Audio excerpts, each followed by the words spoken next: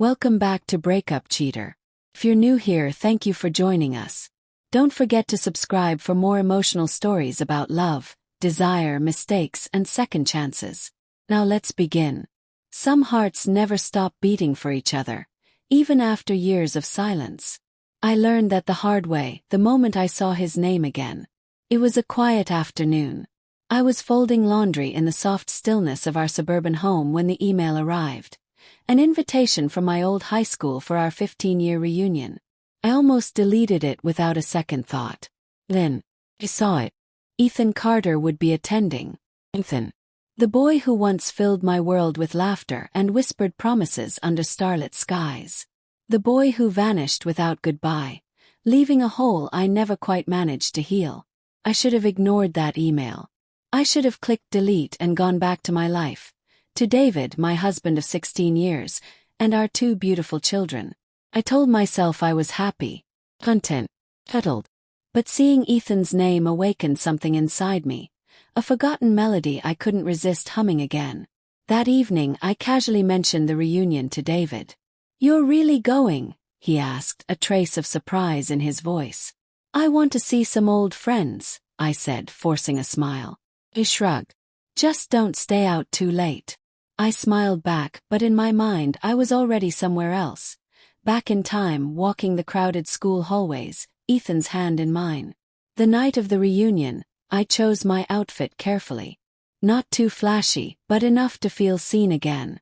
The red dress hugged my curves just right. My hair fell in soft waves. I wanted to remind myself, and maybe someone else, that I was still alive beneath the layers of motherhood and routine. The gym was filled with faces, both familiar and forgotten. And then, there he was, Ethan. Time had grayed his temples and softened his features, but his eyes still held that reckless spark that made my breath catch. When he saw me, the years seemed to melt away. "Claire," he said, his voice thick with memory. "Ethan," I breathed, the world shrinking until it was just the 2 of us. We talked and laughed like no time had passed. Every silly detail he remembered, every look he gave me, cracked open something inside me. I should have kept my distance.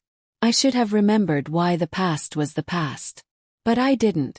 I let nostalgia wrap around me like a warm blanket I didn't want to take off. Later, when the music slowed, he asked if I wanted some fresh air. I should have said no. But I nodded. Outside, the night air was cool against my flushed skin. The empty football field stretched before us, a ghost of the dreams we once shared. He reached for my hand. His touch was gentle but electric. "I never stopped thinking about you," he whispered. I should have pulled away. I should have remembered the life I had now, the promises I had made. Instead, I stood there, heart pounding, feeling like a girl again. I didn't kiss him. Not yet. But I let him hold my hand longer than I should have. And when I got home, I stared at my phone, trembling. I typed, slowly, foolishly, "Can we talk again sometime?" The moment I sent it, my heart thundered with guilt and reckless hope. Minutes later, his reply came. "I've wanted to hear that for years. Ethan." I should have blocked the number. I should have remembered that reopening old doors almost always lets the storm in. Our text started innocent enough. Small talk, memories, jokes, but the undercurrent of something more pulled us in deeper with every message. I found myself hiding my phone from David, laughing too easily at Ethan's words, longing too fiercely for something I thought was gone forever. When Ethan texted, "Meet me for coffee tomorrow," I knew what I should have said. I should have said no. But I didn't. At the cafe, the world outside faded away. His eyes, his voice. It was dangerously easy to forget everything else. When our hands brushed, the jolt of electricity was unmistakable. When he whispered, "I never stopped hoping for this moment," I should have walked away. Instead, I leaned in. Later, as we walked through the park, painted pink and gold by the sunset, his lips brushed mine, soft, lingering, full of old promises. I pulled away, breathless. "I shouldn't," I whispered. "Neither should I," he said. But it was too late. The dam had cracked. Back home, everything felt different. David's humming in the kitchen, our children's laughter, the quiet routines. They should have been enough. They had been enough. But now, every smile felt tinged with guilt. Every moment with David felt like a lie. When Ethan asked to see me again, I hesitated. I knew the road I was about to take. I knew the wreckage it could leave behind. So, said yes. That evening, with David working late, Ethan came over. We talked. And then we didn't. Our kisses were hungry, desperate. A dam finally broken. And then, the front door creaked open. David stood there, eyes wide, heartbroken. The world shattered in an instant. I stammered, tried to explain, but there was no explanation good enough. The betrayal hung in the air, thick and suffocating. Ethan left without a word. And I stood there, alone, drowning in the ruin I had created.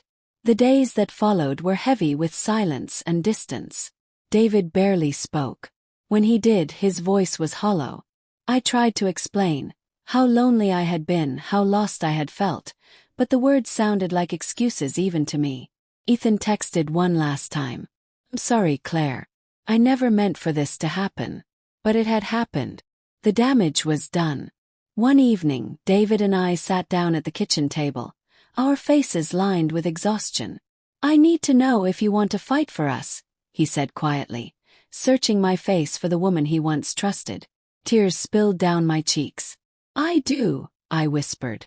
"It wouldn't be easy. Forgiveness doesn't come quickly. Trust doesn't mend overnight. But we agreed to try. To rebuild. To choose each other every single day." Looking back, I realize now. I should have ignored that email. I should have ignored the memories. I should have ignored the temptation that dressed itself up as nostalgia. Because love isn't just about passion or excitement. It's about commitment. It's about choosing each other even when the past comes knocking. Ethan faded back into memory. Bittersweet, unfinished. And I chose the life I had. The man who stayed. The family we built. Now, with David by my side, I'm learning to love better. To forgive deeper. And to never again confuse longing with love. Thank you for joining me on this journey. If you like this story, please like, comment, and subscribe to Ella Infidelity Stories for more heartfelt tales of love, temptation, mistakes, and redemption. Until next time.